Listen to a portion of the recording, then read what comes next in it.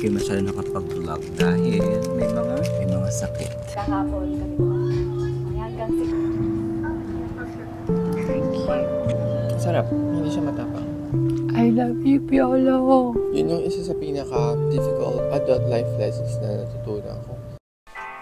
It's not simple to say. Most days I don't recognize me.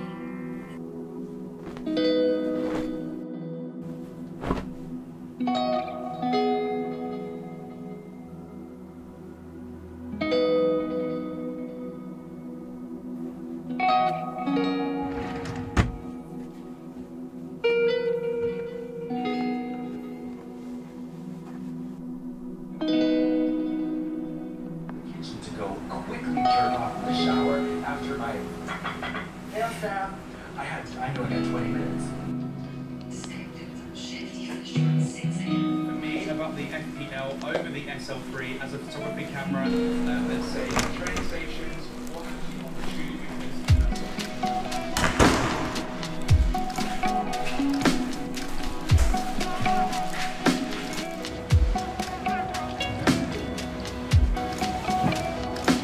on number one.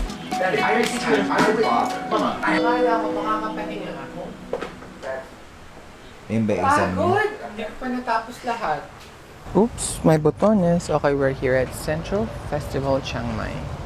And let's try something new today. Let's go. Simula 12, dumating kami ng Bangkok. Tapos kahapon kami dumating ng Chiang Mai. Hanggang 16 kami. Ngayon ay 40. Pili na may nag-approach siya. Ako, I feel awkward kasi hindi tayo sanay. She's super cute. She's sunshine in a person. So guys, andito kami ngayon sa Central Festival Chiang Mai to experience their VIP cinema. So we're watching Twister later. And we're here at the lounge right now. For each VIP ticket, you'll get to have a drink and food of your choice. You could order them at the lounge. I'll get an English breakfast tea and a macaron. Can I also get a bottle of water? Thank you. Sarap. Hindi siya matapang. We advise that you come maybe an hour or 30 minutes before showing time. You know, you'll get to enjoy the lounge as well. Para masulit mo naman siya. You could also buy standalone VIP tickets for watching one single movie. They also have VIP memberships.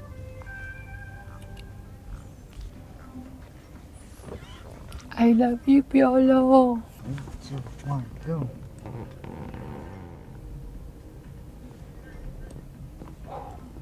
The number of seats are limited. So even if the cinema is packed, you still feel the exclusivity. มุ่งมั่นทำอะไรแล้วทำจริงจังเพราะเขารู้ว่าเขาเป็นมะเร็ง The movie was better than I expected. ความรู้ที่มีในฝ่ายคุณธรรมนำความสุขอินเตอร์ซีเรียนที่รื่น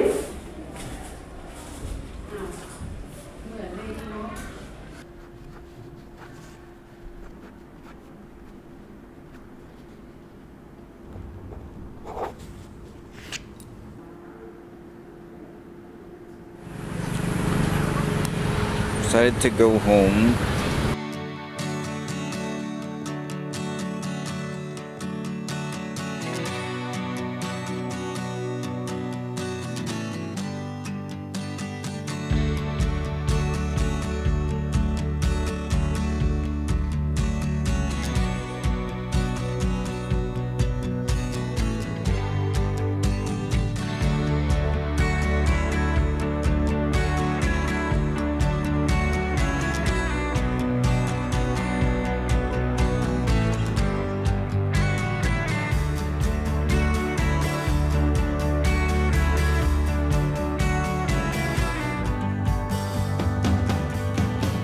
Anong feeling na di pa naka-record yung mic?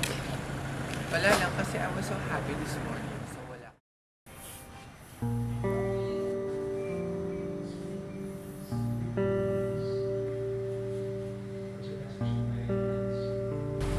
Macau dream destination. I did my dream destination when I went to May parang din ako dito. Hindi pressure ko ito. Cute ng boss. May nag-account na pala. Medyo tumatagal tayo ngayon ng pagpila dahil nawawala nila yung resibo.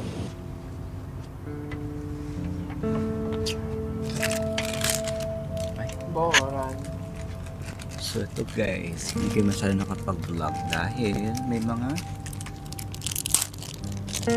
sakit. Kaya pasensya na kung late yung uploads namin late. Alam mo yung isang pinaka mahirap na adult life lesson na natutunan ko. Na it doesn't matter at what period in your life you met them. You're gonna lose friends. It's either grow apart, literally magkahiwalay kayo ng location, or nagpe-fade away. Nawawala na lang sila. Lalo na yung mga people or mga friends that you meet later on in life. Parang it's harder to maintain a friendship with people, with friends na na-meet mo nung establish ka na as a person.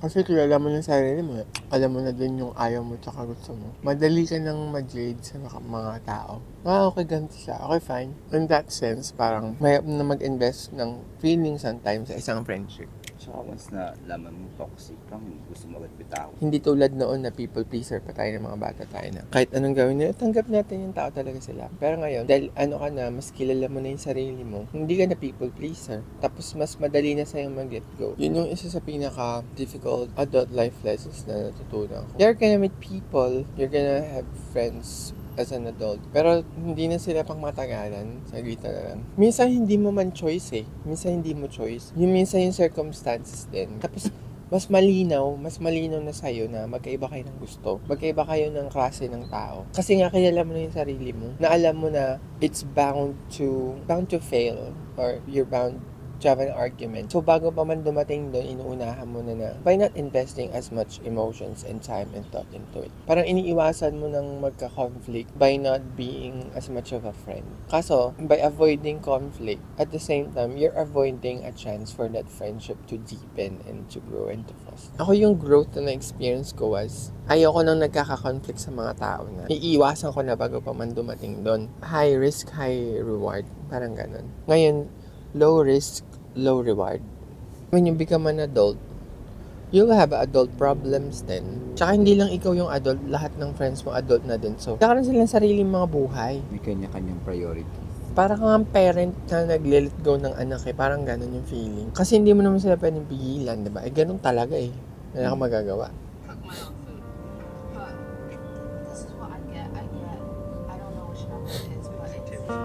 Ganda siguro nito ba? Stargaze. Starlight. Starla. Catch. May tao. Susi ng bahay. Dito sa akin.